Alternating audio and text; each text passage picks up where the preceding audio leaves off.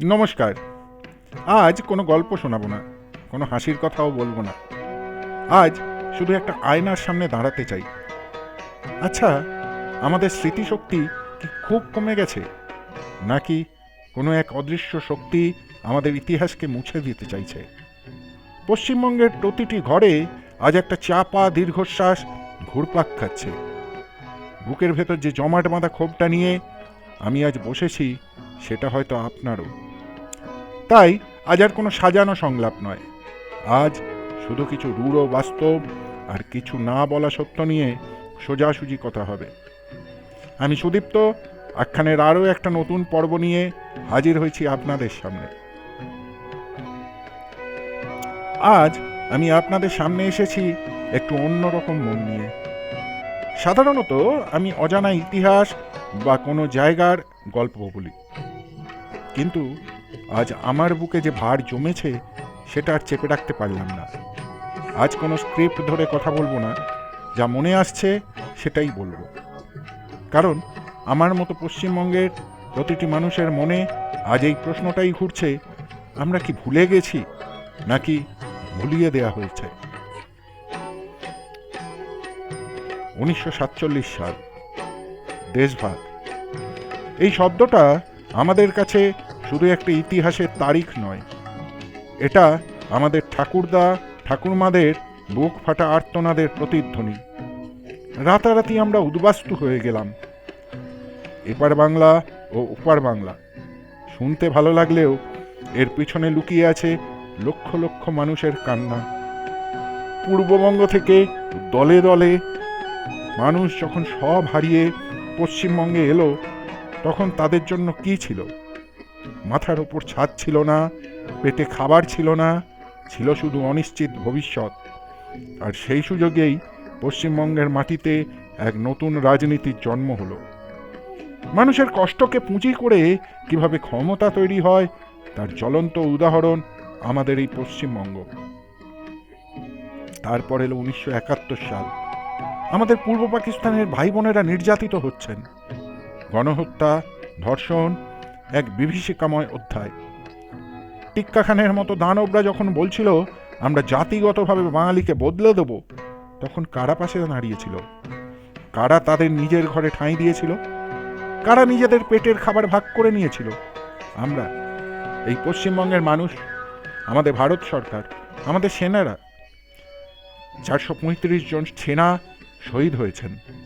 INS Khukri 136 জন নাবিক সমুদ্রে প্রাণ দিয়েছেন। গুজরাটের তৎকালীন মুখ্যমন্ত্রী পর্যন্ত নিজের জীবন দিয়েছেন এই যুদ্ধে।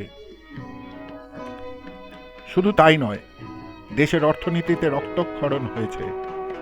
আপনাদের মনে আছে কি, আমরা যখন ছোট ছিলাম মা বাবাদের মুখে শুনতাম সিনেমার টিকিটে, ট্রেনের টিকিটে অতিরিক্ত কর বসানো হয়েছিল। এক একটা পরিবারকে প্রায় 30% বাড়তি বোঝা বইতে হয়েছিল এই শরণার্থীদের বাঁচানোর জন্য। লক্ষ লক্ষ মানুষের জীবন বাঁচাতে হয়েছিল। আমরা হাসি মুখে সব মেনে নিয়েছিলাম। কেন? কারণ তারা আমাদের ভাই বোন ছিল, কারণ আমরা মানবতাতে বিশ্বাস করতাম।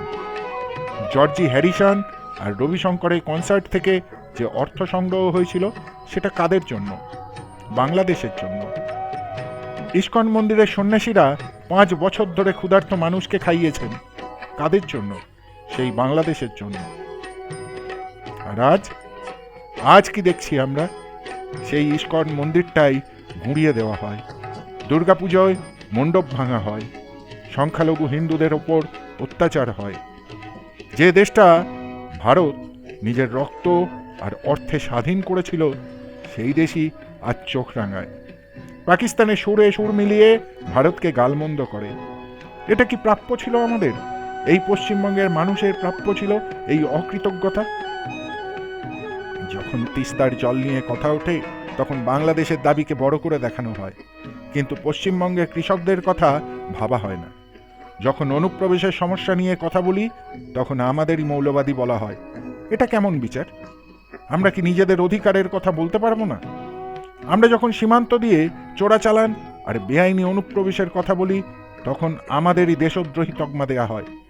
যারা 1971 সালে আমাদের বুকে আশ্রয় নিয়েছিল, তারাই আজ আমাদের নিরাপত্তা ও অস্তিত্বের জন্য প্রশ্নচিহ্ন তৈরি করছে। না, এটা কোনো আবেগের কথা নয়, এটা ইতিহাসের হিসেব, রক্তের হিসেব, অর্থের হিসেব আর সম্মানের হিসেব।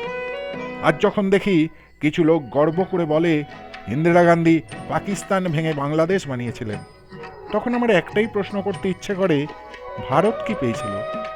আমরা কি এই প্রাপ্তিগুলোর জন্য এত আত্মত্যাগ করেছিলাম? ঋণের বোঝা কি এত সহজেই ভুলে যাওয়া যায়? ভুলে যাওয়া উচিত কি? আজ আমি এই প্রশ্নগুলো আপনাদের সামনে রেখে গেলাম।